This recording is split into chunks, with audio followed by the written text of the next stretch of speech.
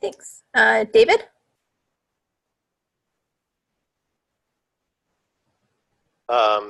So along with strong partnership and having um, sort of a second to take over, which is something we kind of accidentally discovered, meeting people where they are is something that we also actually accidentally discovered. When we moved our location, we found that a lot more people show up when we're not meeting in a tech company space or a co-working space, but in a public space or even a community center.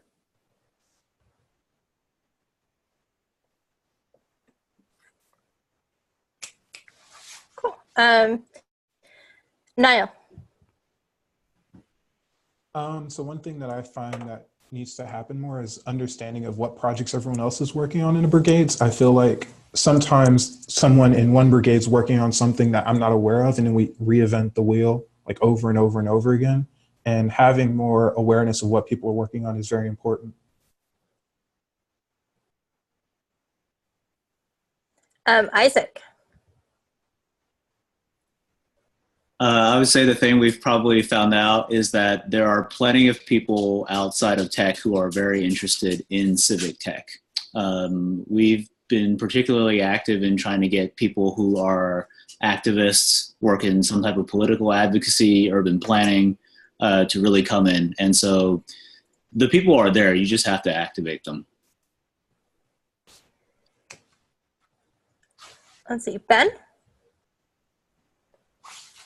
This is for Code for Why, something that's kind of brigade adjacent. One thing I think we're really strong on in our community is indigenous principles of technology.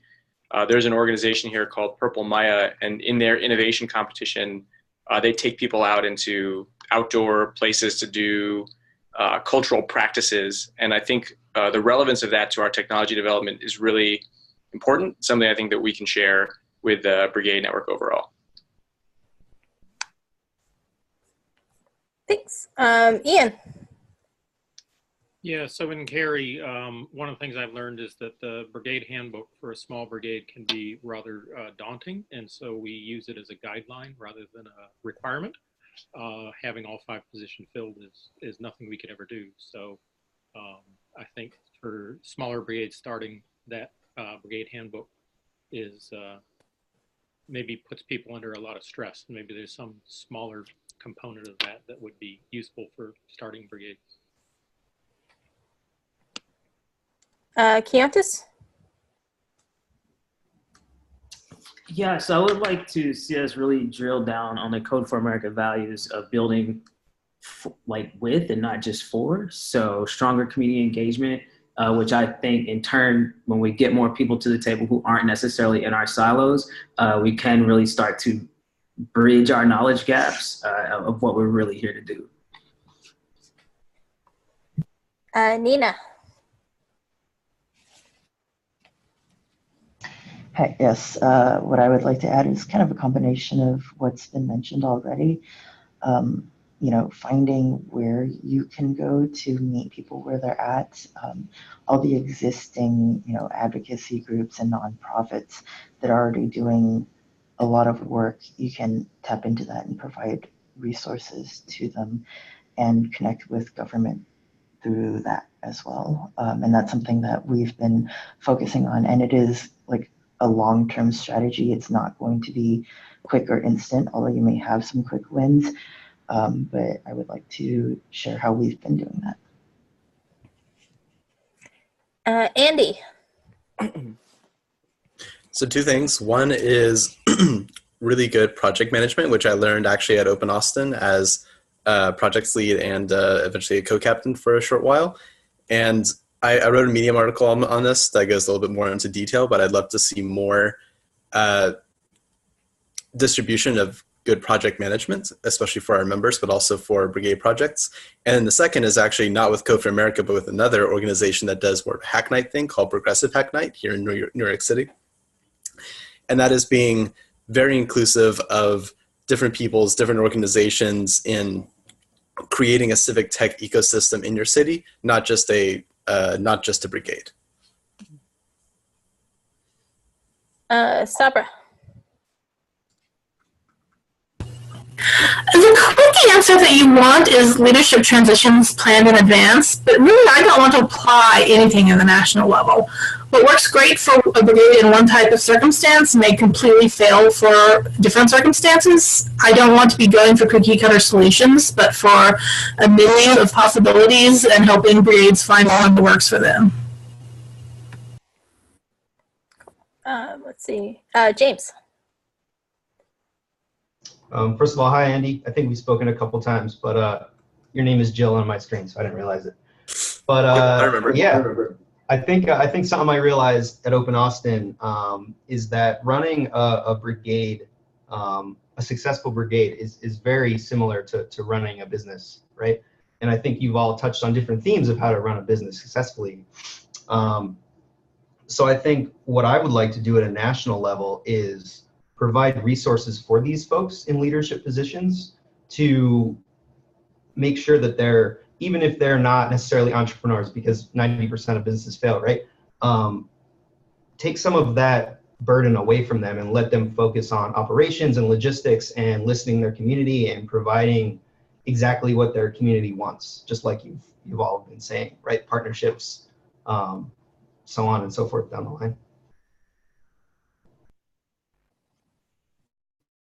Patrick? Hi. So California, America's Golden State, has proposed a big $36 million Office of Digital Innovation. And over the weekend, we were able to, our open collaboration of California Brigades was able to convene city officials, state leaders, GovTech CEOs across the state to help kind of inform and influence the development of that. And I think when I look at the brigade network across the country, I see a ton of latent and untapped potential as there's very big and momentous decisions, and we live in a very historic time. And I would like to be part of the group that helps kind of uplift and kind of see civic tech mature to take on some greater responsibility in the world today. Carl. Yeah, so one of the things that we've learned from the very beginning is this. Savannah is a fairly small city, about 200,000 people, but we learned to look within our community for the resources and the skills and talents that we need, and that no community is too small, no city is too small to have the resources to create conditions for change. And we found that over and over again just by practicing what we call like this attempt to remove exclusion and to be radical about it. So that's what we found over and over again. And also a big thing is leading from behind. So rather than, one or two or three people making all the decisions, having open leadership meetings with everybody who wants to come. We have a very strong group now of about 10 to 12 people who are, on our core leadership team. So it's been interesting. That's it. Cool. Sagar?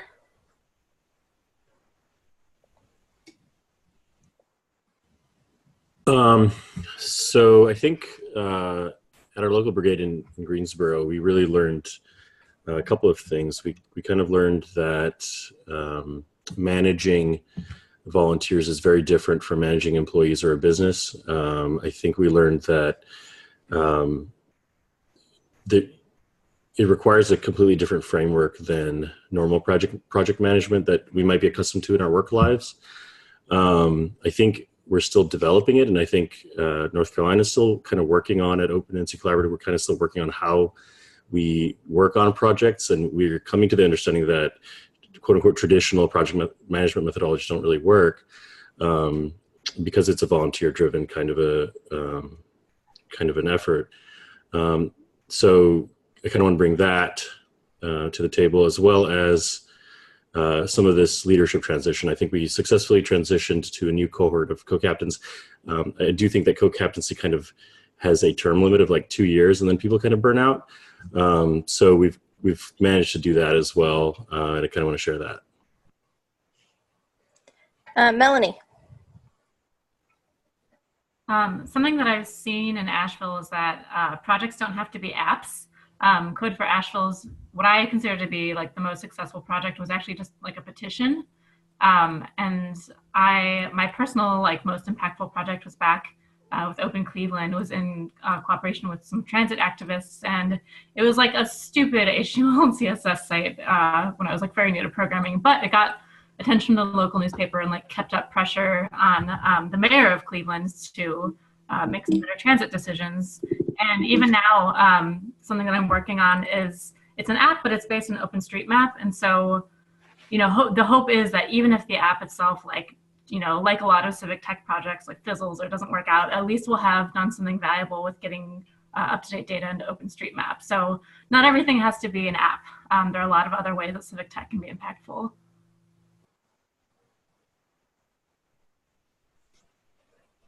Tim. Delegating to people, obviously getting them to volunteer, essentially delegating. And then making any technology terms by cutting out all of the inside.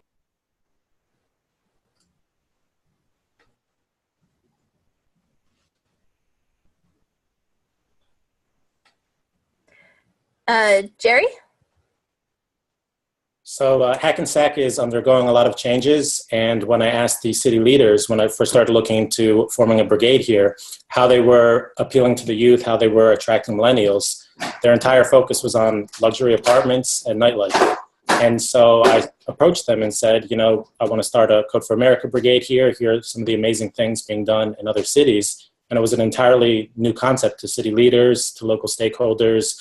Even a lot of mom and pop shops saw a lot of value in that. So I think that provides a really inspirational message at a national level is, growth doesn't have to be all about, for-profit opportunities or partying or things of that nature. And I see civic tech as a really good counterbalance to a lot of the, where the focus is right now in other initiatives. Gregory. Yes.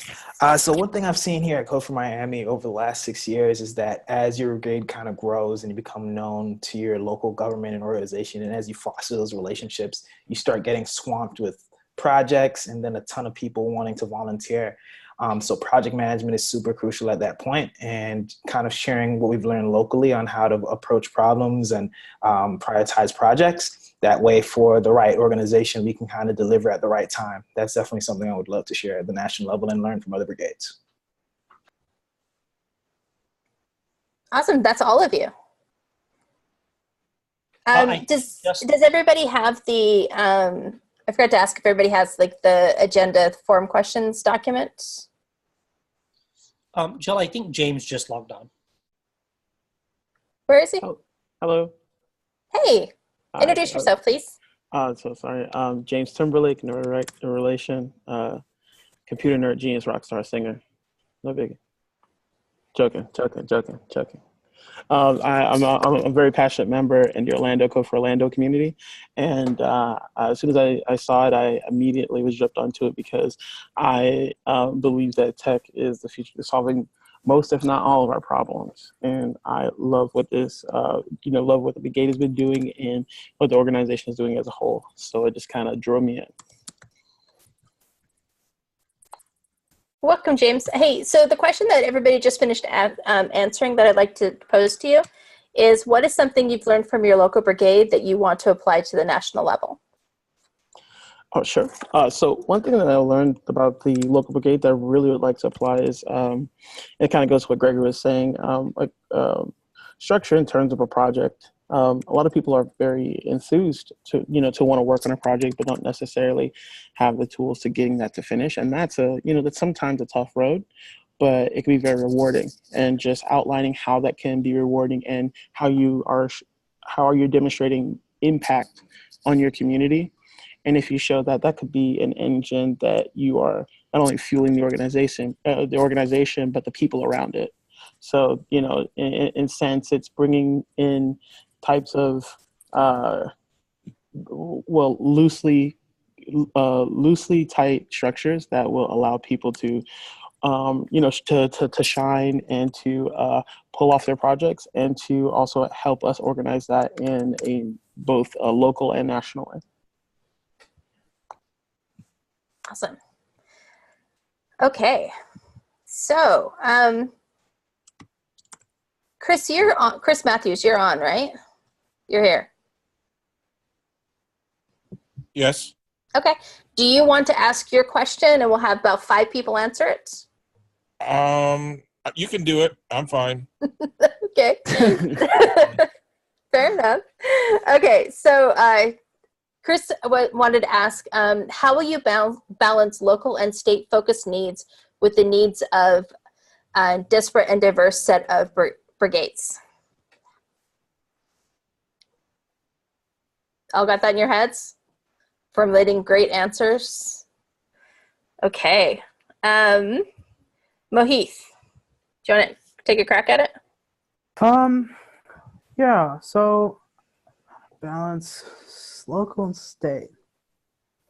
Can you come back to me? I'm gonna. Fair enough. Yeah. Ian, do you have an idea? Hey, sorry to interrupt. Can everyone hear me? Awesome. So we had a time limit in the doc for 30 seconds. So we're just going to start imposing it just so everybody gets the same amount of time. So I will serve as timekeeper, and I'll just give a verbal warning once we hit 30 seconds. Sound good? Okay, thanks. Thank you, Veronica. Okay, so maybe to make this easier, I'm going to ask this of Ian and Mohith, Nina, Sagar, and Carl. Yeah, so this is Ian, Code for Carry. Besides participating in my brigade and also in Open NC Collaborative. So I think that balances that. But, you know, for disparate brigades, we have such a variety of brigades and different levels. So just with the knowledge I have of how the different brigades that I interact with, the 7 that I interact with, use that to help other brigades of similar nature.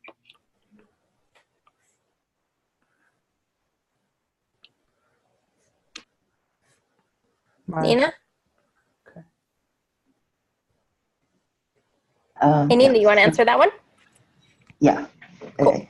So, so I am involved, of course, locally and at our state level since we've gotten some California state level stuff kicked off with Patrick. And just in terms of the different brigades, I see my role like as part of the NAC and as part of national leadership as a connector, you know, to find out about all the different kinds of brigades that we have, to learn about how they function, what their needs are. And I think that that helps with really understanding how to provide resources and address the issues that brigades of other backgrounds encounter, because, you know, we're not like a lot of other brigades, and other brigades aren't going to be like us in our situation. So we really have to learn about each other. Awesome. Carl, you ready?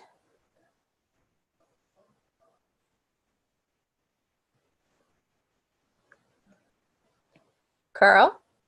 Yeah, sorry, I'm here now. Yeah. That's so okay. Start with the user, obviously. So the brigade census that's currently being talked about being done, that's awesome. That'll give us a lot of data and insights as to what different brigades around the country need. From that, we can then, you know, try to formulate and find some common patterns that exist, some common circles that we're facing that are not necessarily community specific, but that are shared throughout the network. And then drilling down on those and then playing those. That's and how we balance that is essentially putting, I mean, again, going back to mind, we've really started doing a more distributed leadership style here in Savannah. So I don't think that I would be compromising that at all. We're at time. But yeah. Mohith, are you ready? Yeah, I think that my first step of action is to figure out the different kinds of brigades, and I feel like I would more go towards an individual approach, where I would help whatever I would I would have to do, I would look into and find out more about each brigade as the problems come, and then from there address it that way. Sagar?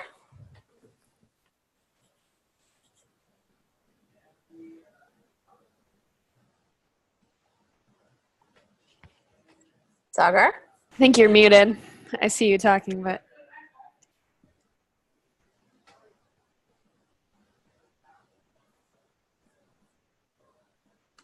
Still Does can't your hear headset you. have mute? There you go. Sagar, can he? No, sorry, that was me. I was asking if his headset has mute. Okay. We'll grab you on another question then. We'll figure it out. Isaac, do you want to jump in on this one? So the question was, what would I do differently for national versus local and state? How would you balance local state with the diverse set of brigades? Okay. I think just looking at what we had concentrated on, even at the Open California Collaborative this weekend, it was very heavy on things that affect Californians, like water issues. Testing. Can you hear me? Yeah. Okay. Different regions are going to face different types of problems, and California has unique opportunities right now that are probably different from other places nationally. So I would say for the national stuff, I would more so look at what things we have in common and then try to address the issues from there. I know that sounds like a really no message centrist pack money taking answer, but that's all I got right now. That's okay. And okay, so the next question, Matt posed a question. What would your strategic priorities for your term be? I know this is one that you all want to answer, but let's try David. Do you have an answer for this one? Sure. Okay. So I think I'd like to focus on kind of two main things. One is supporting brigades of different formats or different modes, like the small or somewhat rural brigades. And the other is communication and surfacing similar challenges or similar solutions across different brigades, especially where we can skill share or even have people learn from one another, whether it's to redeploy a project or to learn how problems were solved in one place and do that elsewhere. Niall?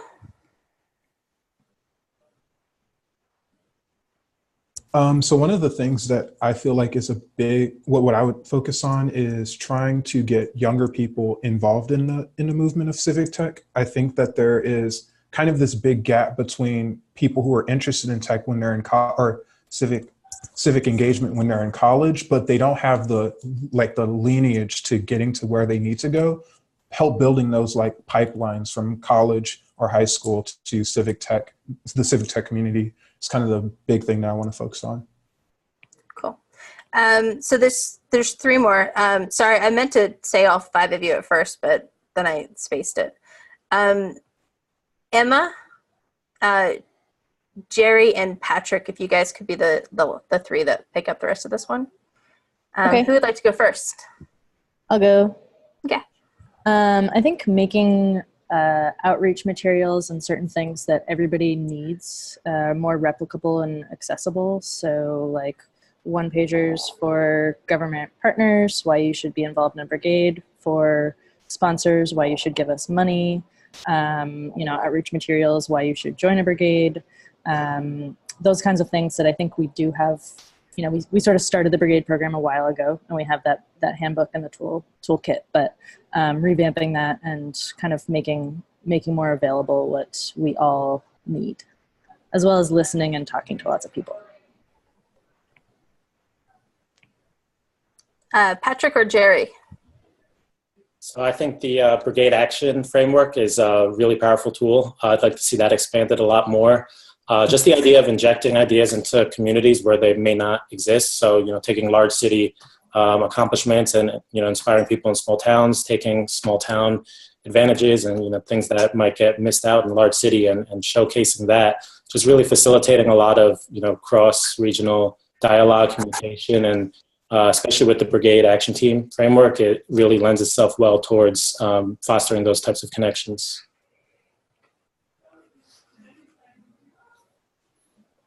Patrick? So in California, we put together a set of public technology principles. And while the rest of y'all may not be as thirsty and water scarce as us, that many have common challenges. All cities have potholes, things like that.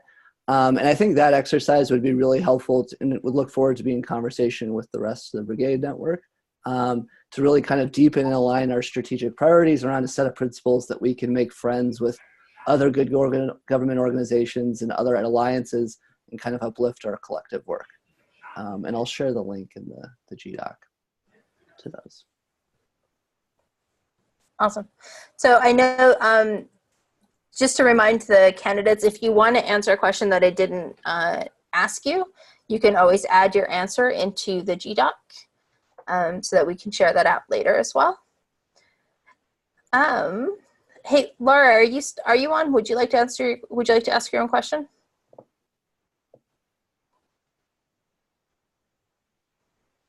I saw Laura's name.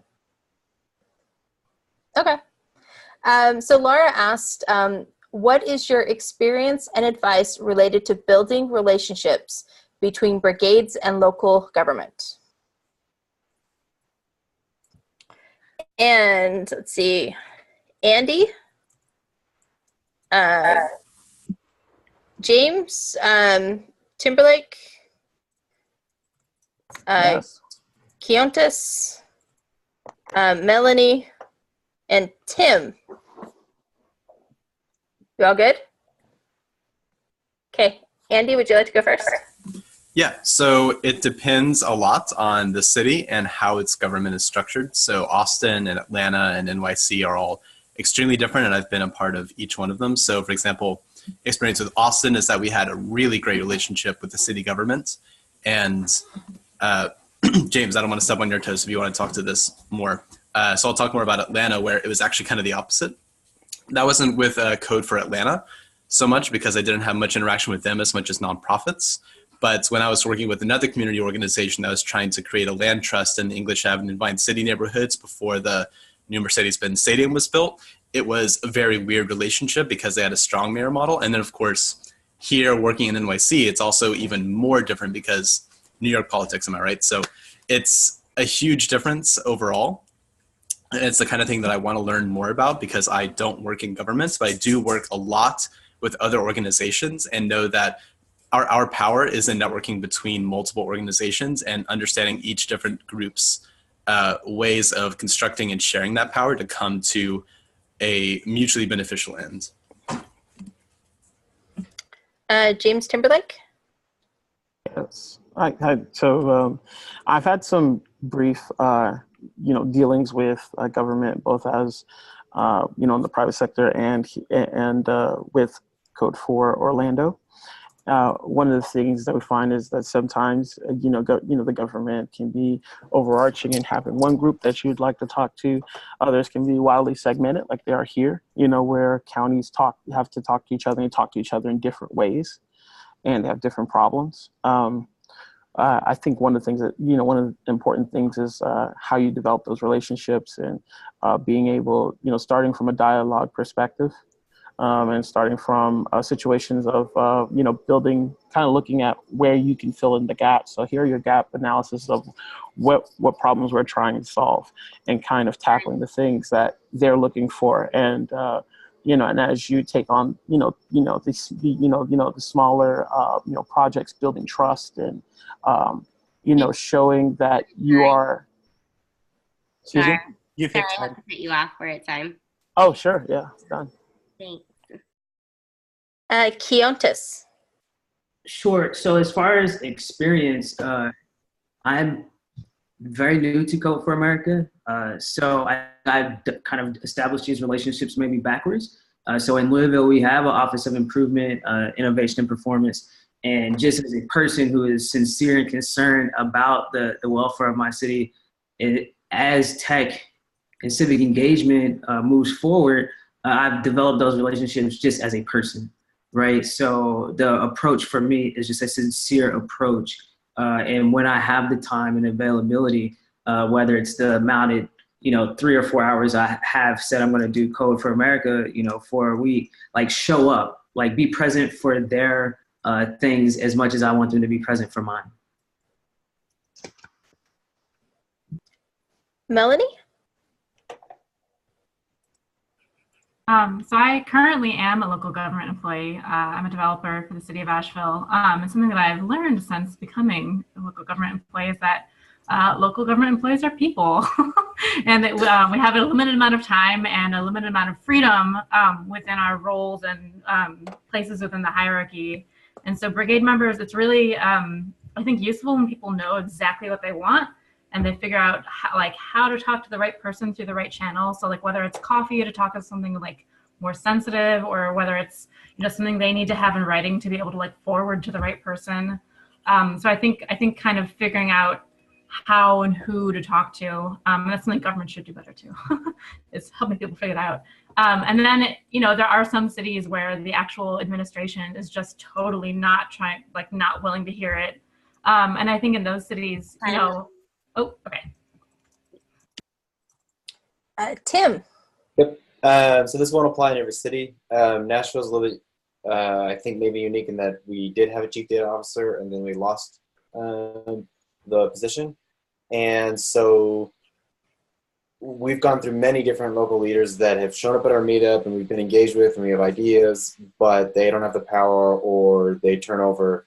And so we are trying to build a much broader base where they just can't ignore us. And so we are trying to engage as far as basic communities we can in libraries and whatnot to create visualizations that will start conversations across the community and engage with journalists more and things like that.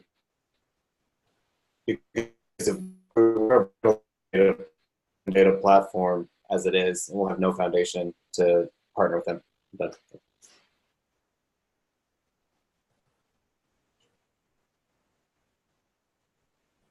Did you guys hear Tim, or did he break up for you too? I might have just stopped early. Just at the end about data portal platform. I'll write it out. Perfect. Okay, so Rami posed a great question. What would you do as a NAC member to promote equity within? And so that's going to go to James. James, how do you say your last name? Mensch? Am I saying that right? Yeah. Okay. And then Sabra and Sagar. And is that better, Patrick? Said I was mixing. And Gregory. I think that's the last. Yep. So, who would like to go first? Okay, go ahead. I can go first. I mean, I have a follow-up question first. Within what? Like, Rami, you want to answer that? Network as a whole, or individual brigades? I can answer that. So I kind of left it vague on purpose because I wanted to see the range of answers. It could be within a local brigade. It could be sort of on the national level. I mean, I guess because this is a NAC thing, I will field answers from a national level. Sure. Within our brigade system. So within, promote equity within the members at a national level? Yes. Is that the question? Yes. Sure. So I think something that you can start to do is just talk more about Code for America and how it relates to the brigade at the meetups.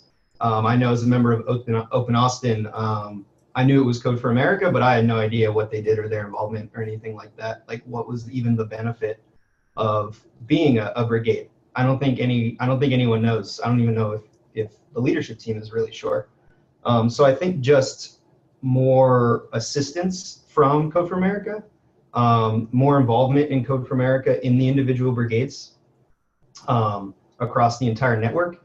And then finally, more processes from Code for America to solicit and catalyze collaboration between the brigades.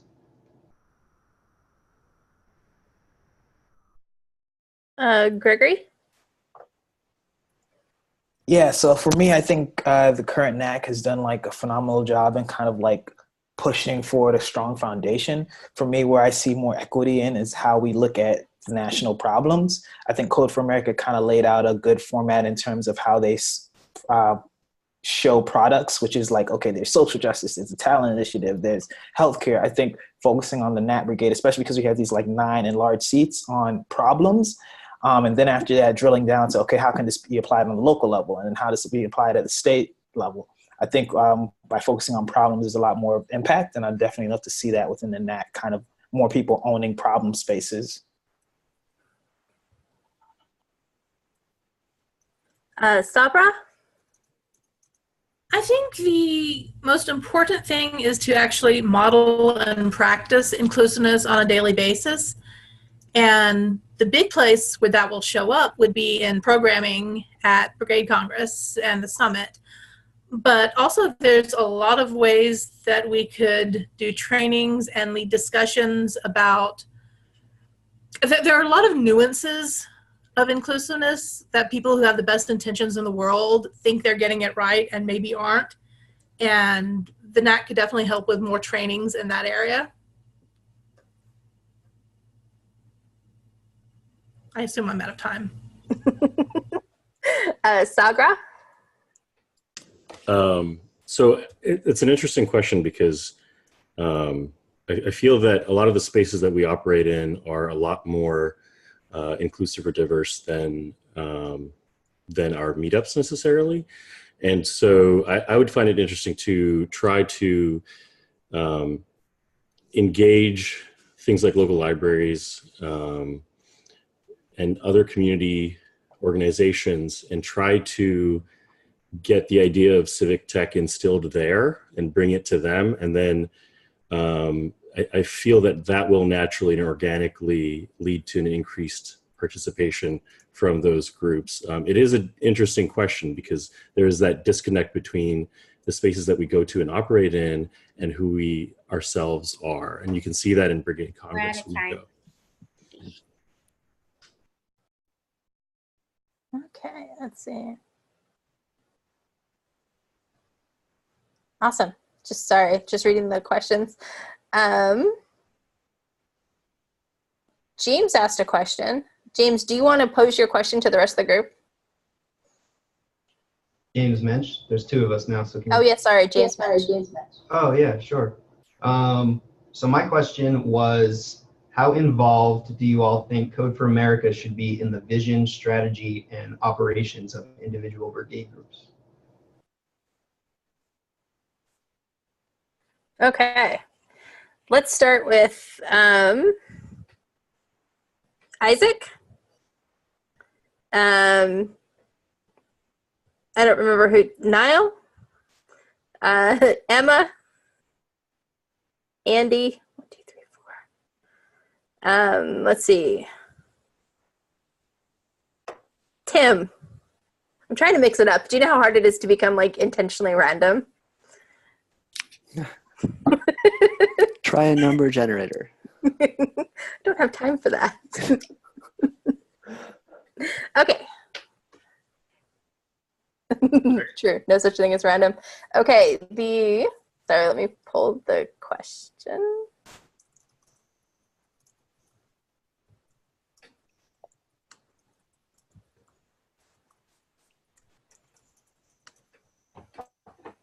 Where? Ben? You haven't asked. Ben, can you answer this question first? I'm sorry. I thought you'd already gotten you. Ben! Hi, thanks. Okay, so the question is how involved should Code for America be with the individual brigade missions? I think that it should be incumbent on Code for America to, at the very least, really deeply understand the mission of each of the brigades.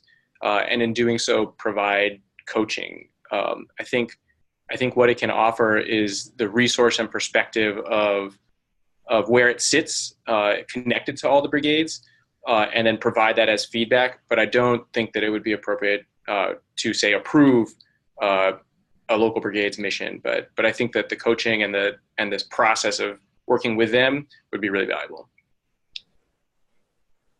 Sorry, Ben, I didn't mean to. I crossed you off. I just assumed that I had already talked to you. I'm sorry. Andy, do you want to go next?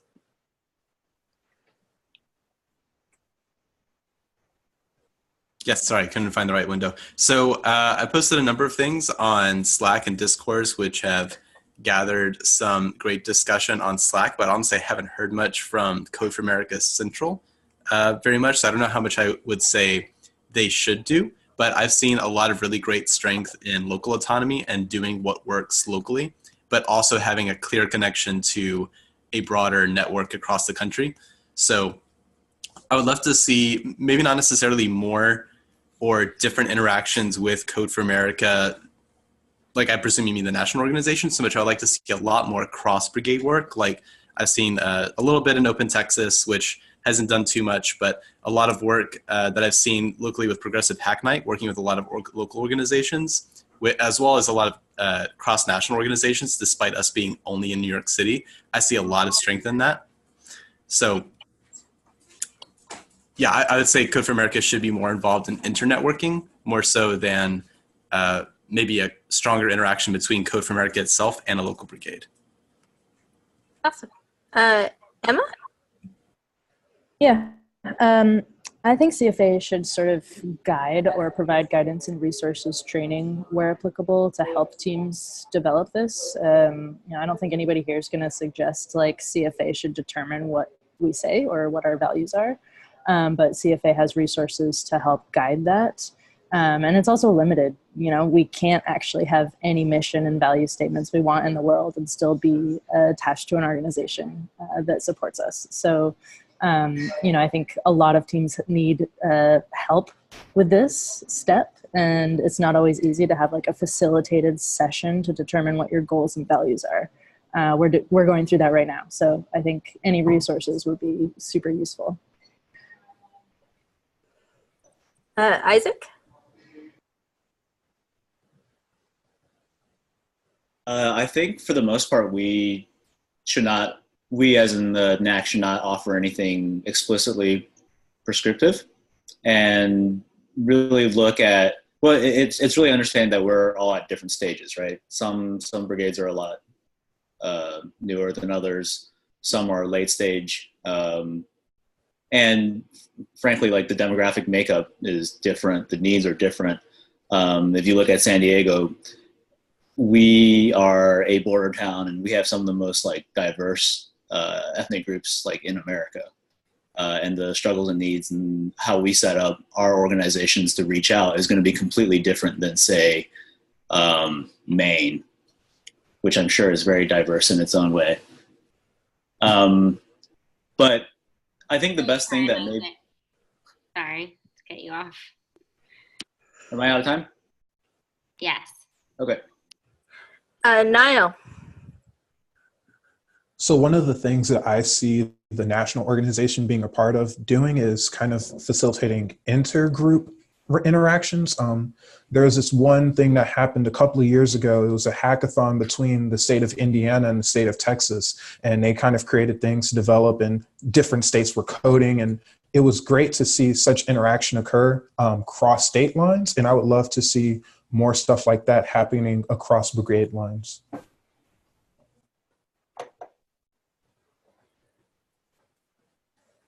Cool. Tim? So like a lot of people have said, I think inter-brigade stuff would be great. He's in a great position to set up sister brigades so that people are in kind of constant communication with at least one other brigade, maybe across the country, but maybe similar size or facing similar issues. I think that's a great way to get it going. And then I think Code for America or even the NAC as a central body should not dictate or steer any individual brigades any more than they are willing to survey and integrate the perspectives of all those brigades. So I think we'd have to do the work of collecting everyone's views before standardizing.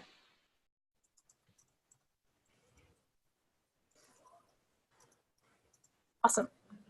So the next question is posed by Michelle, and I just put it in the chat. What are examples of past experiences that would help you build relationships and shared resources between brigades, and to build systems to support that network? Okay. So how about Keontis, Ian, Gregory, Nina, Sagar? Cool. Okay. So which one would like to go first? I can go first. So in this question, you're asking for previous examples of what I would like to see in our current brigade. I guess like I'm constantly thinking about equity, inclusion, and just moving forward. So I have been a part of starting organizations like SWAN, which is a Service Women's Action Network that was overseeing military sexual trauma, don't ask, don't tell, like some of those things that were impacting people clearly locally, but then also needed to move forward to a national level.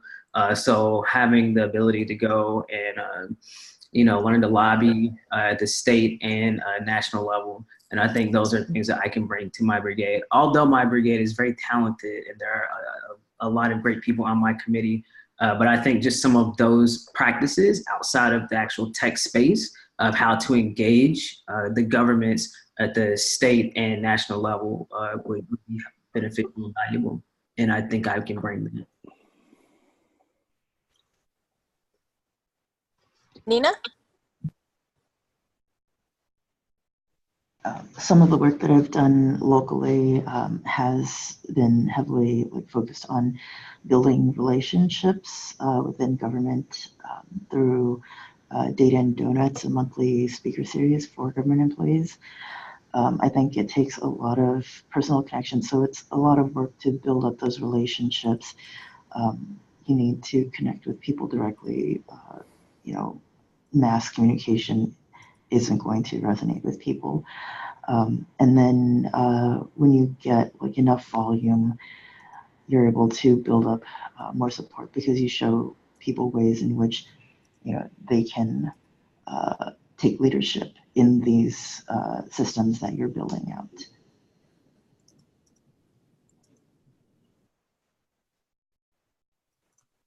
Ian?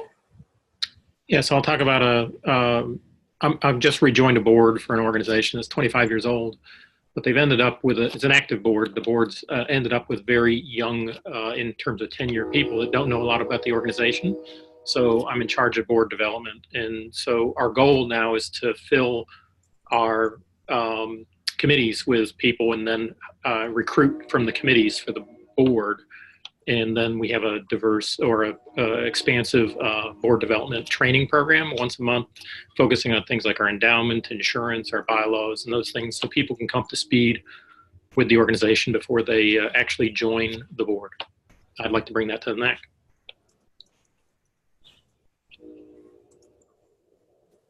Let's see. Sagar?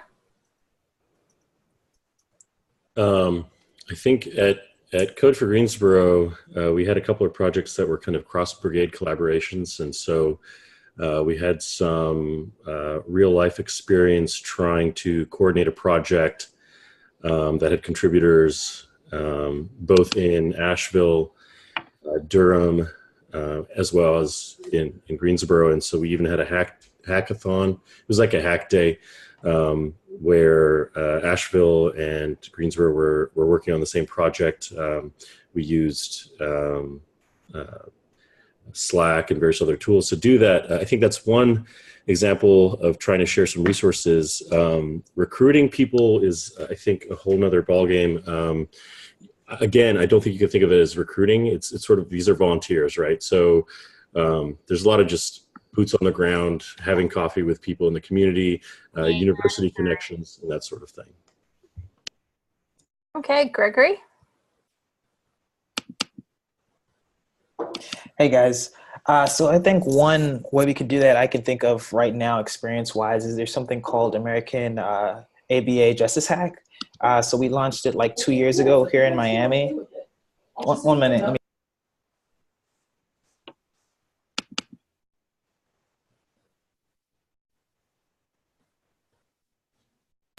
Sorry about that. I had to step out of the office. So one thing I was saying is that we've launched something called ABA Justice Hack, and we've done it in Miami, Chicago, Durham, North Carolina, and several other places. And we've been able to expand it, kind of bringing this hackathon and taking these projects further. So that's definitely something that I'd like to see and bring it towards NAC in terms of recruiting people. Because I'm from Miami, we have a lot of interesting people coming through. So tactics I've used are kind of like using proximity and whether as a way to attract some of leaders in terms of like getting conversations and seeing if we can invite them to come to Code for Miami. So those are some experiences that I've had.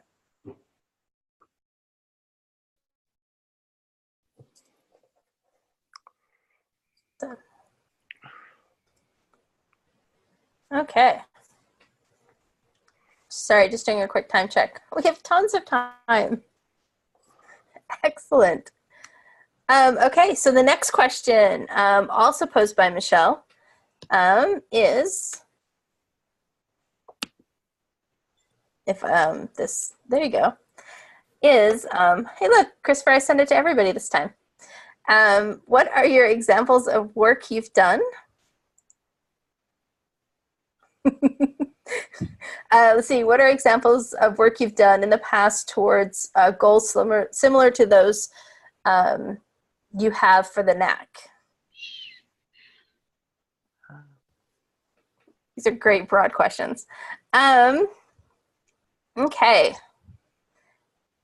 Let's see. James Mensch and Patrick and Sabra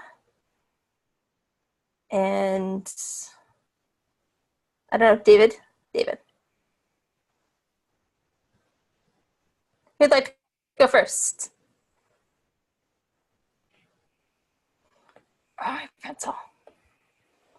I don't mind going first.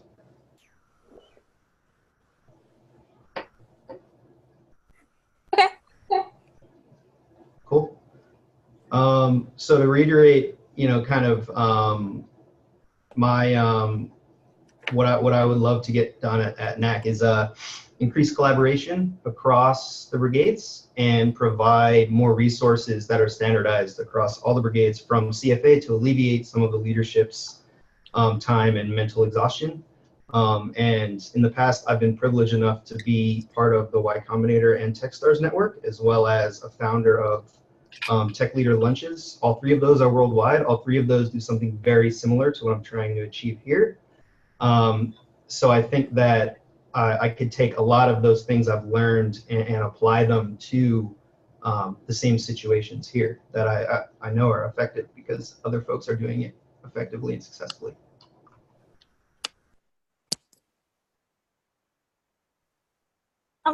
Patrick? So in a past life, I, believe it or not, served on the board of the League of Women Voters of California, in which the League of Women Voters is America's oldest grassroots good government organization, and see tons and tons and tons and tons of lessons in terms of being able to tackle common challenges, fostering, kind of state, local, national issues. They have all that kind of structure.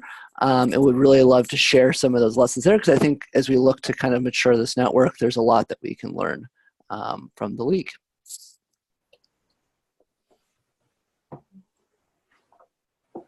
Awesome. David?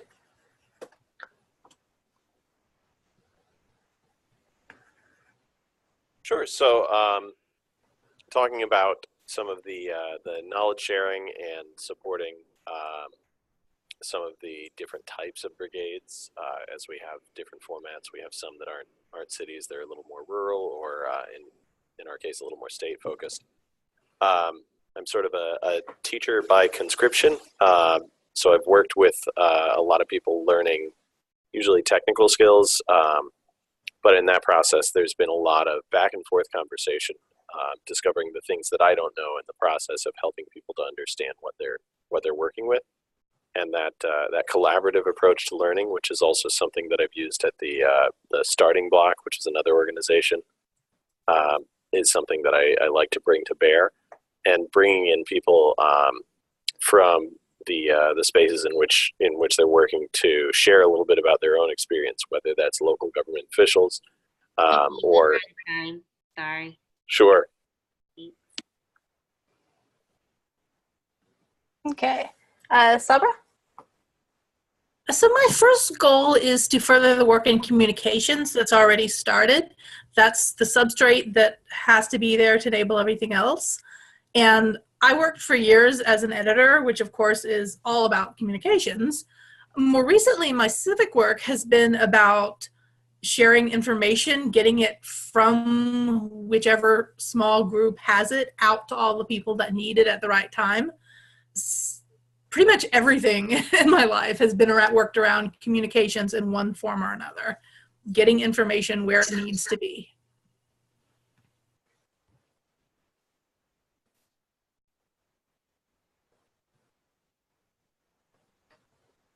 Okay, cool. Let's see. I don't remember who's next. Who's next? Patrick? I already went. You did. I knew that. That's why I didn't cross it off. My pen has died on me, which means we're just totally screwed for the rest of the evening. I think everybody went. According to okay. So is there, that kind of actually runs us through the majority of the questions that were in the doc. Is there anybody that's viewing it that has a new question that would like to ask something? Can I ask a question? Yeah. So what would be folks' kind of most controversial opinion that they think doesn't get heard enough in civic tech circles?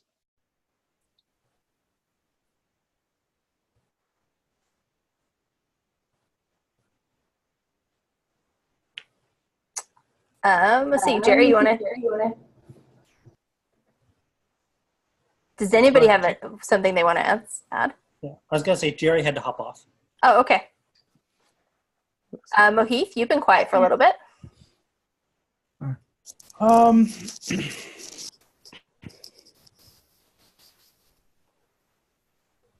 Yeah, I don't know. I think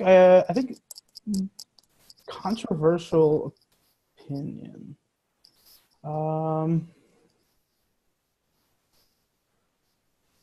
Yeah. Yeah. I don't know. Can you come back to me? Sure. Ben, you want to answer that one? Yeah. So one of my thoughts that might be controversial is that I think we have a baked-in problem with Code for America and the Brigade Network in that I think that our approach to technology might be backwards. We are a technology-first organization. It's in our name.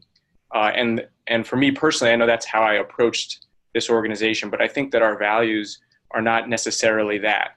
And so I think we constantly struggle with this tension between what does it mean to be so technology-centric, but also so value-focused.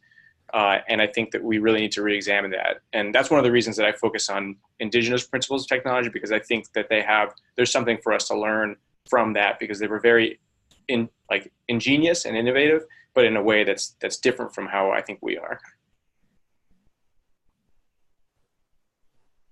Andy, were you the one that said you wanted to answer that? Oh, wait, Andy? Is there more than one Jill besides me? There are 4. I'm so giving you guys my to-do list, seriously. You can be Jill clones from now on. Okay, which any one of the Jills want to answer that? I do want to agree with it in that, sorry, Ben, could you repeat what you just said? the last comment just threw me off. Yeah, I think I was saying that it is that that we might be approaching technology backwards, that we're like sort of technology first, but we struggle with our relationship with our value. Right, I don't know. So I feel like our organization is very focused on, it's very centered on technology and on government, when I think it should be more centered on tech workers working towards better governance, if that makes sense. I don't want to be like focusing too much on semantics, but I think there's a lot more power in organizing tech workers, not necessarily around technology, just organizing tech workers and focusing on better governance structures than necessarily your local city hall or the federal government, if that makes sense. I don't know if that's controversial. I wanted to agree with you, but that's my perspective. Niall, do you want to throw in on this one? So I think the thing that I would consider controversial is that we don't really need to be dependent upon the government to do certain things. I think that we as tech people kind of understand that we don't need to depend on the government to build some tech solutions, but even at some point, at least within my brigade, a lot of the work ends up hoping towards government adoption. And I think that we should stray away from the idea of government adoption as being like our primary goal and more so focus on building sustainable technologies outside of government. Melanie. Building upon what Niall just said and what Ben said, I kind of think that eventually, not necessarily soon, but civic tech as an idea should die. And we should just have civic participation and equitable democracy and human-centered design. And that we're going to look back on this the way we look back on, like, e-government platforms or something. Like, it's not e-government, it's just part of what government does now. And I think, civic tech should, hopefully, if we do it right, should go the same way and just be like good democracy and good design.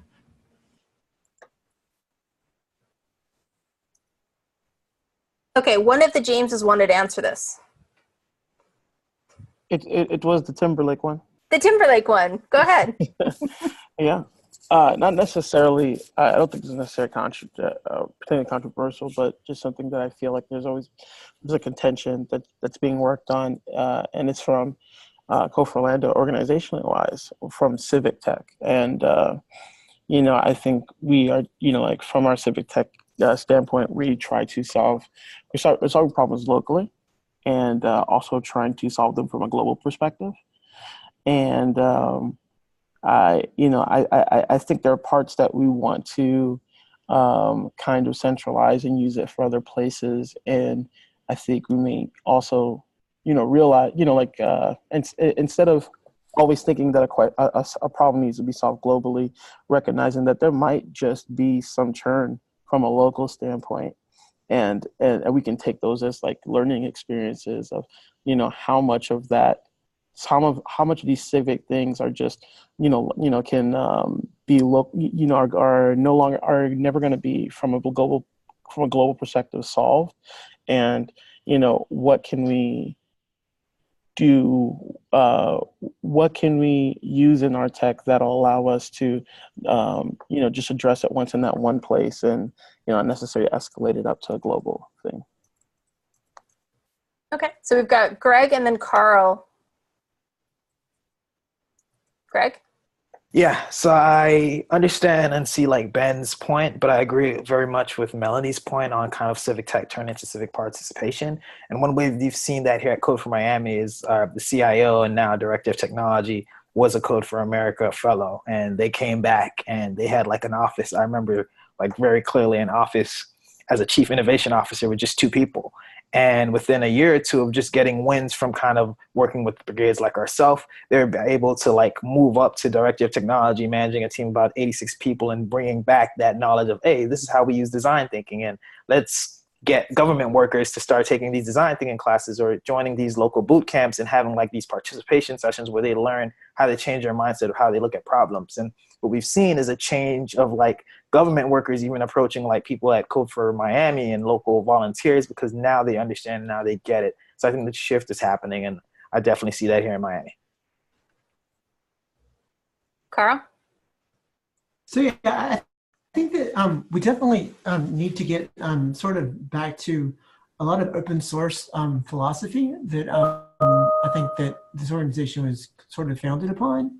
and that we still focus on a lot, but I feel as though the values of open source and open access and showing our work and sharing our work are pivotal important, and they can't be overlooked. Talking about in terms of like civic tech, I think that everything needs a name, and maybe this isn't the best name for it, but it is the name that we've come to all share. But and the technology is a mindset. It's not necessarily a tool. It's a way of approaching things. So I think that in that sense, it's okay to call it civic tech. But yeah, definitely. I think that we need to get back to open source tools.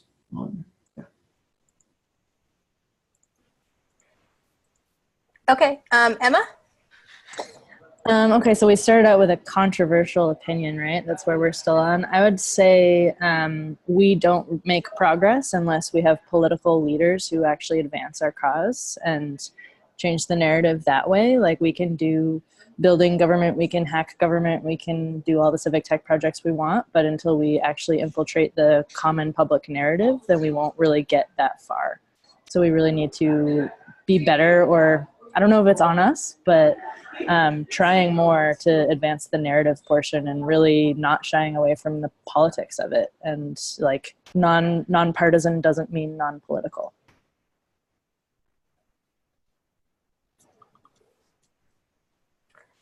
I'm going to say, Emma, I'm not sure that's controversial, seeing as how every single head was nodding with you, but we'll pretend.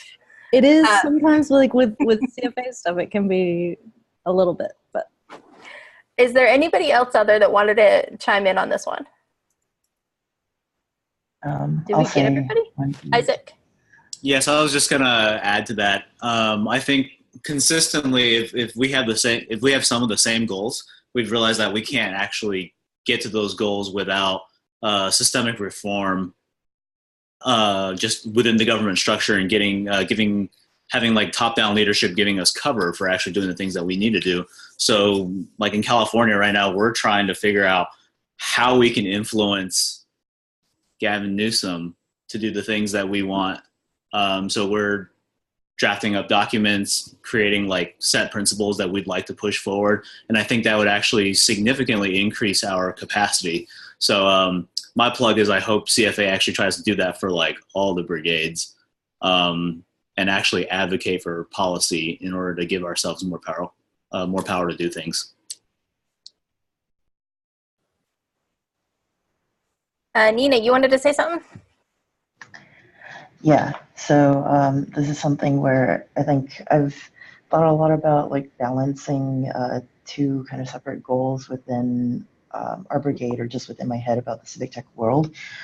Just the like civic engagement, participatory aspect of our volunteers and the public at large versus, say, the government-focused aspect. So this idea of that, with every individual, you too can change the world around you and make a difference and improve things, versus working towards this, like getting the system to change and fixing the system and getting, the bureaucracy, government, politicians to change all of that. And I think both are valuable and both are needed, but I think I am leaning towards one of our, I guess, maybe lesser unofficial goals of channeling those within the civic tech community to, working in government, or even considering government as a career. And it's maybe not that controversial considering 18F has been doing that, but maybe the controversial part would be like less of a focus on shipping projects. Just like for us locally here, we focus a lot less on hackathons. Several years ago, we focused on hack nights with projects. And now in my head, I'm like, oh, I don't know about shipping projects, but I really love that a bunch of our volunteers are actually interested in the job postings about government and nonprofit and advocacy jobs that we put out there.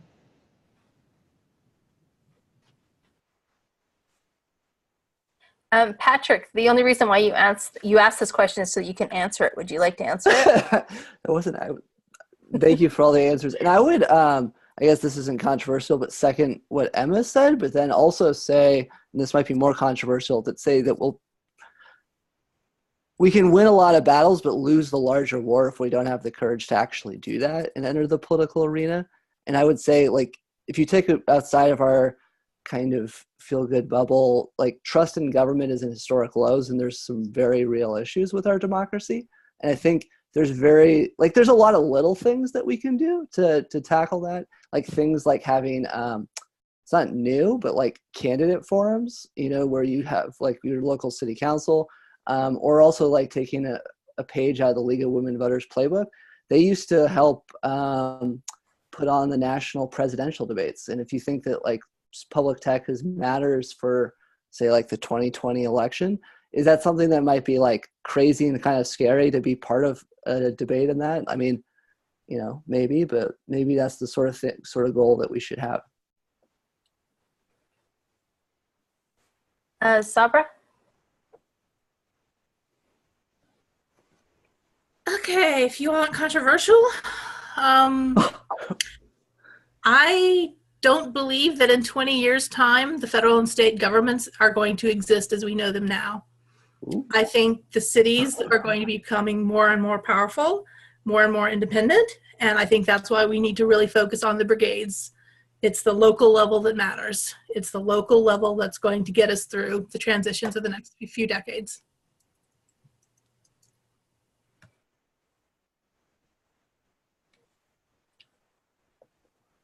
Anybody else like to chime in? I just want to say that this might be controversial, is always relative to some background, and I think the background that we don't talk about a lot here is the tech industry, which I believe is full of people saying, I'm going to build something that's going to change the world for better. But then when it goes wrong, they say technology is neutral, not my fault, or it was our users, they took it and corrupted it. And I just think we need to be a place in the civic tech ecosystem that learns from a much broader world. Of academics, of community organizers, of activists, not just from the tech culture. And or else we'll be no better than the tech industry.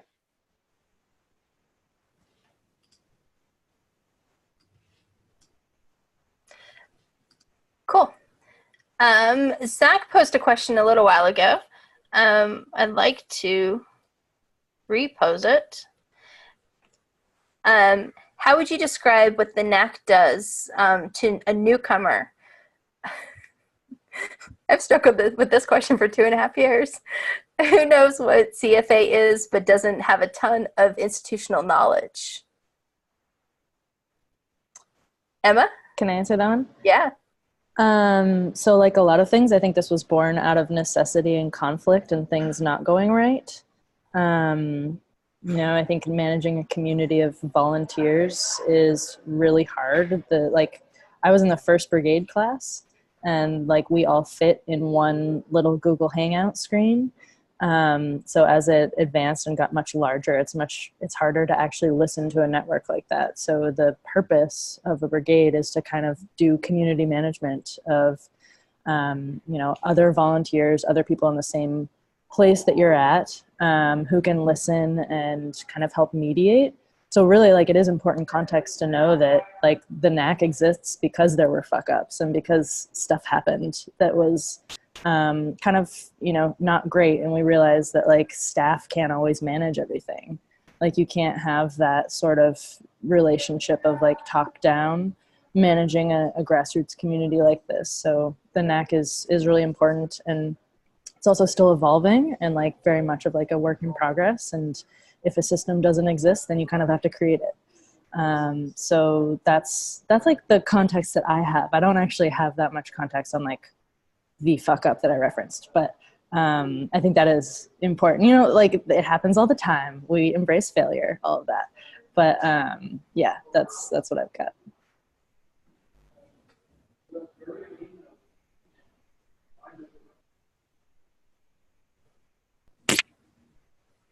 Anybody else want to chime in? I could try. Oh, Gregory said it, but I said it verbally, so I'll go first. I would say Code for Orlando is without a lot of institutional knowledge, we all know Code for Orlando is Code for America is a larger part. You can think of that as, our national government. And much like any other state or city, we're comprised of a very small little part. So we're all in, individual communities, working toward, different goals and visions. And what the NAC does is, tries to connect all of them and to listen to them and to, in some way help us, seem as we are a large body just working on smaller issues. I think both Greg and Tim raised their hand, right? Greg, go ahead.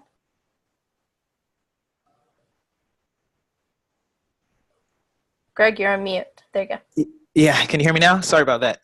I think for the NAC, which stands for National Advisory Council, for me, I remember starting off at Code for Miami, back in 2013, and then seeing Jill speak about getting this movement together. For me, what it was kind of, these are some cool leaders that, have a strong connection to their communities and are rallying together to kind of be the voice for all of these brigades in terms of interacting with Code for America. And as we scale, we won't be able to do all of that ourselves. So I saw NAC as more of like a unified effort towards that, with leaders doing amazing stuff within their cities.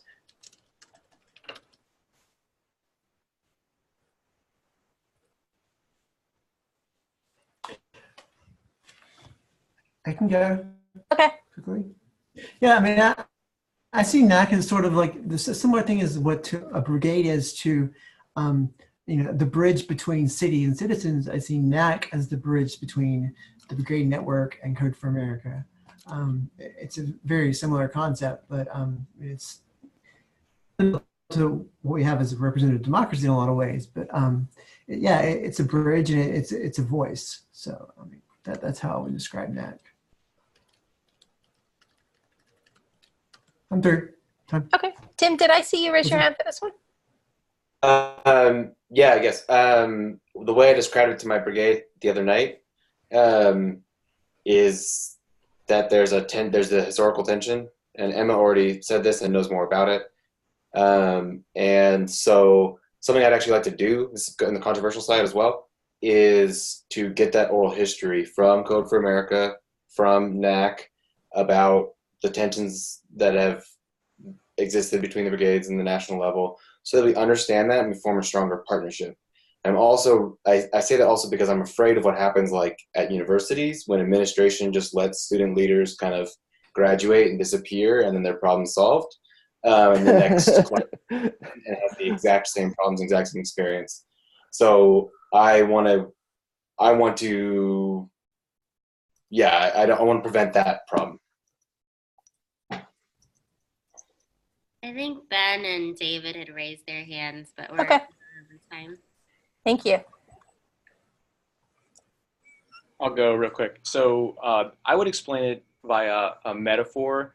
So there's a concept in Hawaiian land management called the konohiki, which essentially, my understanding is it means, the word means to induce ability. And the konohiki were resource managers. And so the way the economy worked is people would overproduce, they would share what their overproduction was, and the konohiki would decide who it was that needed to share in what amounts to ensure that the resources continue to be sustainable over time. So they really had that perspective of looking over across the entire system and ensuring that it would continue to work and that everyone's needs were met. And so they were really the resource managers and kind of the caretakers for the community. And so for me, the NAC fills that role for the brigade leader. It's really looking out for what everyone's individual needs are and then trying to apply that high level perspective.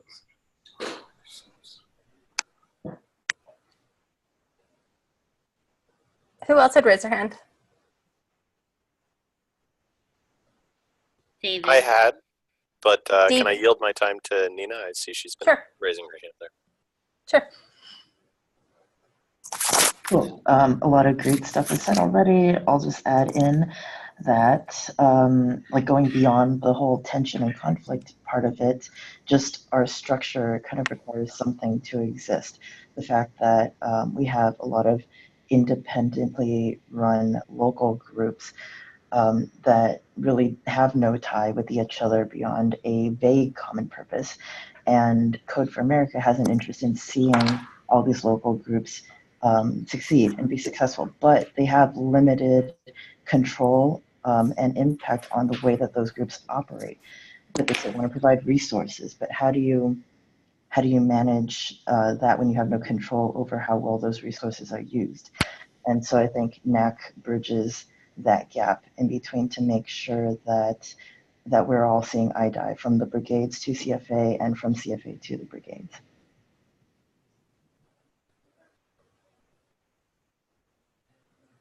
Okay, anybody else want to chime in?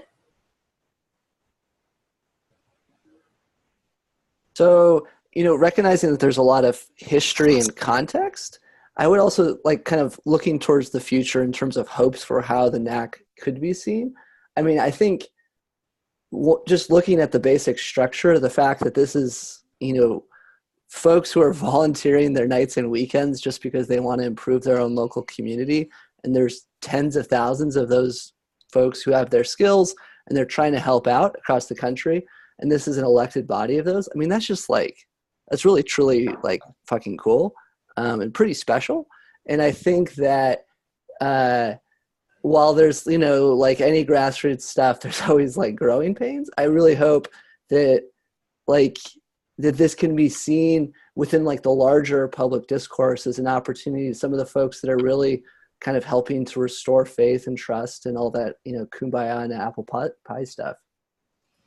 So, showing that government works in the digital age and all those, if we went through the CFA values exercise, that those words are not just resonating within our community, but within the larger discourse. And the NAC, those folks are seen as folks that are leading and helping achieve that. Okay. So Christopher, do you want to attempt to summarize 2015 in a minute or less? Sure. So for background, for those that don't know me, I was also one of the very first brigade captains back in 2012, 2013. So this was before I was staff, so I've been there for it all. There's actually a really neat TED Talk by Tom Wojcik, and I'll put that into the chat, about, if you have a wicked problem, first tell me how you make toast. So everybody likes getting into small groups and starts to draw up toast. And then the idea is to, okay, based on what everybody's saying, come up with one idea to draw toast, which works when you've got 5 people or 10 people. Comes a little bit more messy at 15 and 20. And then when you get to 40, it all breaks down. There's communication problems, there's misunderstandings, it's just a lot of moving parts.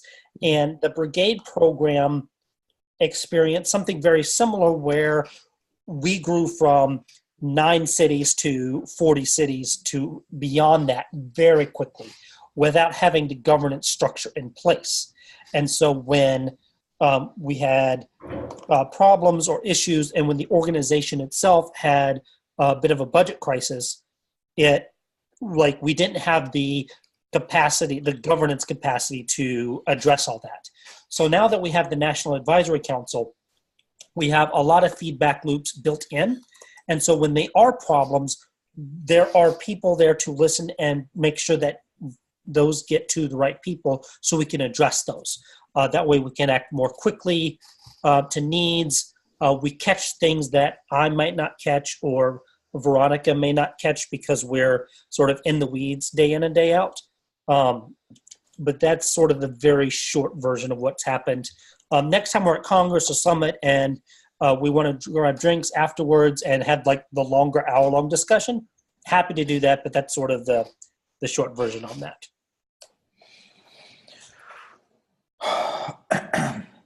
Okay.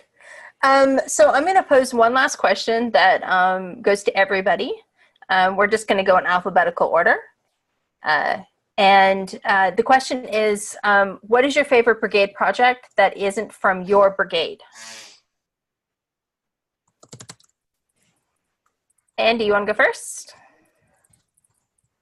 Can I talk about my favorite brigade project at an organization that wasn't a brigade, or Sure. a project at another? Okay, so I'm working with Get Organized BK. It's a activist group in Brooklyn, and Progressive Hack Night, which is mostly in Manhattan, but also working with Brooklyn. But it's a bunch of people in the area, and we're trying to find a better way to organize all the different people who are members of this organization. One, trying to find a better way to organize them around issues. So if we need people to show up for a protest, if we need people to show up and drive people somewhere to create flyers, to design something, and also to mobilize them. Like, we need to send people to a place. We're trying to use Action Network to organize all of them so that we can effectively organize and mobilize people by not requiring them to know whatever technological things that we might hack together. So it's a little bit more of a strongly design first kind of thing than a technology-oriented thing, because we're building off of, excuse me, the technology that they're already using. So we're not building anything new. We're just trying to augment iteratively what they're already using so that we can ensure that they stay as productive as they want to be using something they're comfortable with. We're just trying to enhance their ability and reach. Awesome. Ben? I was really inspired by a Code for Orlando project where they journey mapped the process of getting a fence permit. I thought that one was awesome. Carl? So I really like what Code for Asheville did a couple of years back, but they essentially, it wasn't a project necessarily in the terms of finite digital project, but they took an approach to community building that was literally meeting residents where they were. They started attending meetings of different organizations around town. They took a very proactive approach to meeting you where they are. I think that is a project you can never do. And it's something we tried to emulate here, but it takes time. David? I think Carl just stole my answer. I absolutely adore the idea of taking the community out of the space where you meet for your hack nights or project days and going to meet other groups that have, whether it's an advocacy role or other kind of community service role, and getting directly involved with them. Not coming in as the, like, we're going to parachute in and solve all your problems with tech, but sit with them, understand the work, do some of the work with them. And if there's a way to help, do it. If everything's good and they just need more hands, then you've just introduced a couple dozen more people to their organization. Some of them will hopefully stick around. Awesome. Emma? Okay, I'm gonna break the rules a little bit, but not an official project, but I really admire, I don't know which one it's, Open Savannah. It's like Code for Open.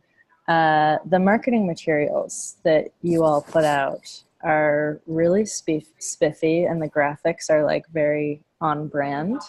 And then also for some documentation purposes, just as like a fledgling small brigade, looking at Code for Charlotte, like you all just like have a lot of materials that we've adapted. So I'm gonna go with those two. I have other projects that are lovely, but those are all great. Awesome. Gregory? For me, I really like Code for Philly, Ladder.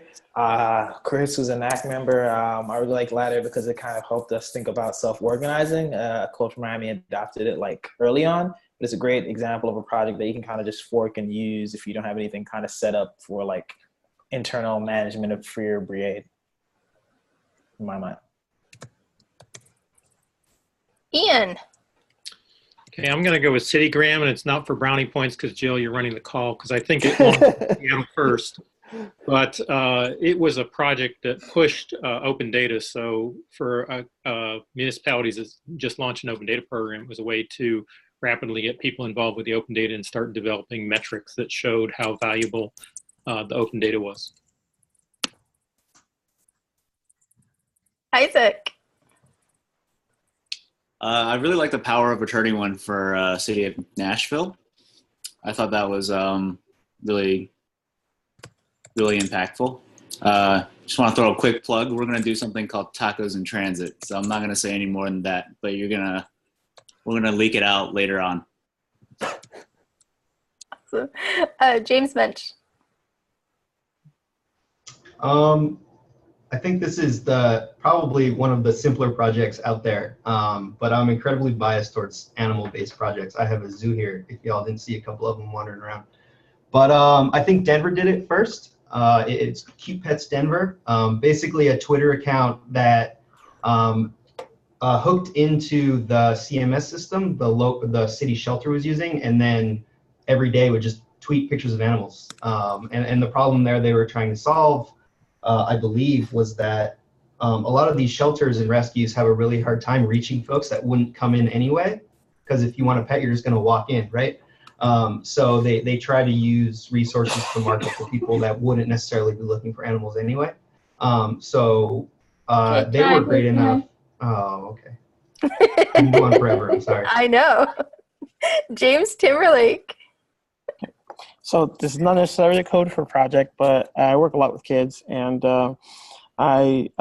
there's the Coombs High School Academy and the FIRST program, and I've kind of worked with those two, and they kind of work with high school kids, particularly how they're using AI to help improve their city, particularly how to get information about like dangers or any kind of updates, and to share that public knowledge with their own, with not only their schools, but the schools that don't have that kind of ability to gather a team of high school kids to build, technology apps for them. Awesome. Jerry.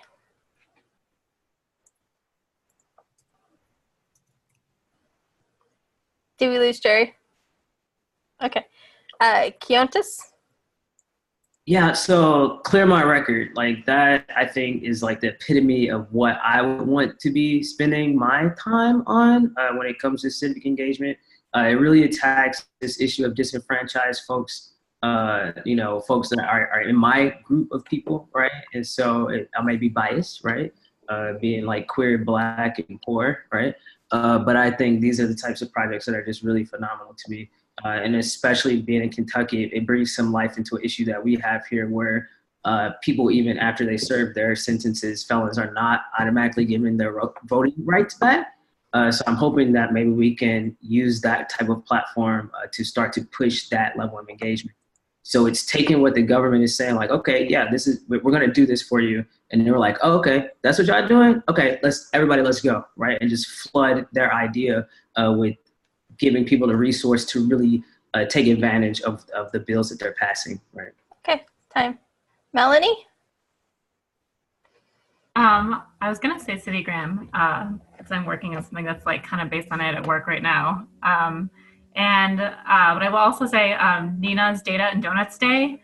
She told me about it at Brigade Congress, and I've been like trying to talk to people locally about it, and trying to talk to like our local like regional council, and just I don't know, like just telling everyone I can about it and seeing who's interested, basically. And also the stickers are super cute, and I like just desperately want to use them for something. So that's a good one. Mohit. Yeah, originally I was going to say Ladder, and I really love that project. But another project that I've seen and really interested in implementing here is the municipal budget dashboard that was built, I think, from Asheville, but I saw so many different brigades using that same project. I don't know exactly who to give the credit to, but I really love that project, and we're looking into implementing that here as well. Niall? So I have two projects. Open Austin did a survey for all of the council members, and that was a really interesting project to see what council members think about open data. And shout out to Open Maine. They were doing a project where it was an outdoor piano. I thought that was a really cool project as well. Awesome. Nina? A couple of things. I would have said Data and Donuts, but that does come out of LA. I really like Austin's civic tech canvas for project planning. We tried to use that a lot last year in coming up with the standard for our projects internally. Even though we haven't rolled out a standard yet, it's a lot harder than I imagined it would be. I'm also a huge fan of like non-traditional type. Well, I guess this isn't a project specifically, but like events. So like the crafting events. I think it was DC did a National Day of Civic Crafting to tie in civic tech with crafting, and I'm running a track here locally with our Arts Commission for their Arts Datathon to incorporate crafting and data visualization on government or on open data. Awesome. Patrick. So I am a huge fan of the Chicago civic user testing, partially because it's the sort of thing that really anyone can do. And it's actually targeted towards lay people. And we've been refactoring that for some of our work with the California DMV. And then to cheat and say a second one, I'm also a huge fan of the, I believe it's Code for Charlotte that's doing the kind of review of RFPs with the local city. I think that's a really cool model and kind of this type of thing that makes a ton of sense in terms of city brigade collaborations. Sabra. Well, I was going to say that I still haven't heard anything that excites me as much as CourtBot, simply because I've met so many people that it would have had a real direct impact on their life. But since Nina spoke a moment ago, now suddenly I'm envisioning quilts as a data visualization tool. So we'll see. Awesome. Sagar. I actually really like Code for Asheville's petition for police accountability. I think that it's an interesting project in that it's not like super techy, it's a petition, but it shows that Code for Asheville had a really good ear on the ground of what was happening in Asheville. They were able to respond quickly and in a very agile way and push for open data and accountability in a way that we were working on projects that were kind of supposed to have a deliverable or a product. And I feel like we get sometimes too trapped into that and we forget about our communities because we're trying to work on, an app or something that is like a product that can scale. But ultimately, people don't necessarily want that or need that at a particular time. So I thought that was a really cool response from Code for Asheville to like just listen to its community and respond right away. Awesome. Tim.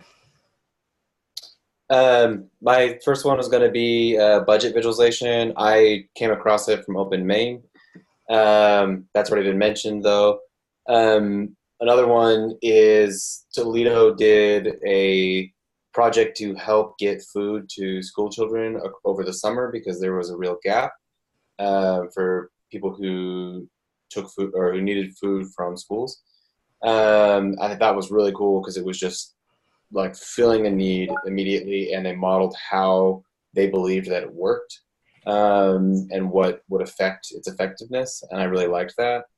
And then the last one is kind of cheating because it's from another organization, and it's not a tech project, but a group in Nashville called Gideon's Army did a very thorough report on policing in Nashville, and I think that needs to be turned into a dashboard so it keeps the conversation going and keeps the data up to date, and more people read it instead of the 40-page report.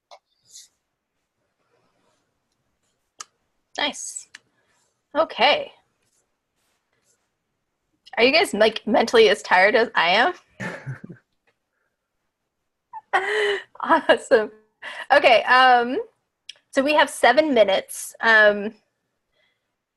Does anybody have, does anybody that's not one of the candidates want to chime in about something that you would like to hear the candidates talk about?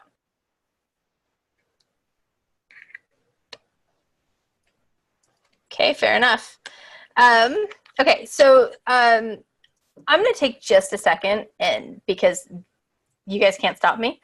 And to tell you something, so I've been on NAC for 2.5 years. I was one of the original 9 NAC members.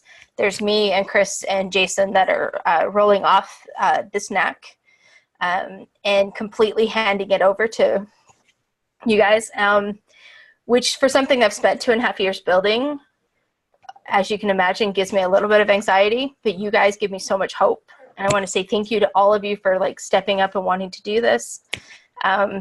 It's super fun. Even if you won't get to hang out with me, you get to hang out with Janet, who's hysterical. Wait till you get a conversation.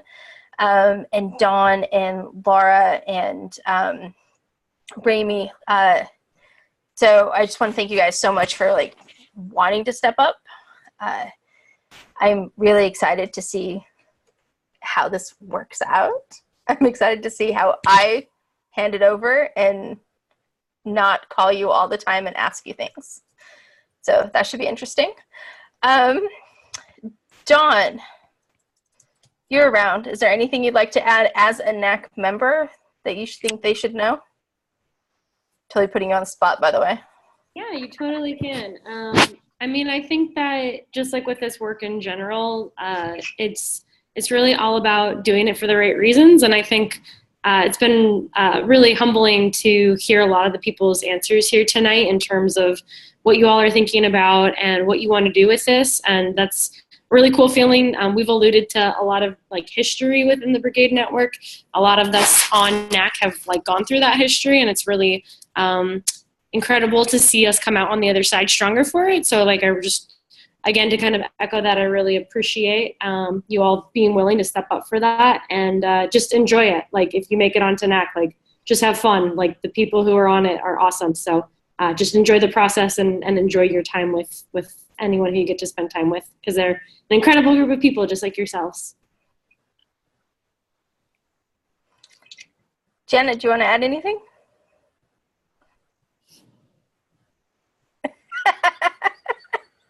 As Jill number 4, apparently.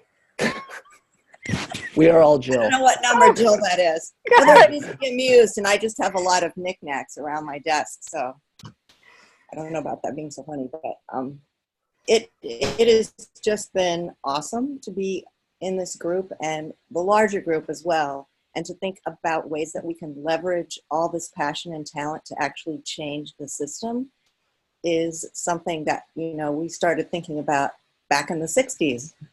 So good luck to you all.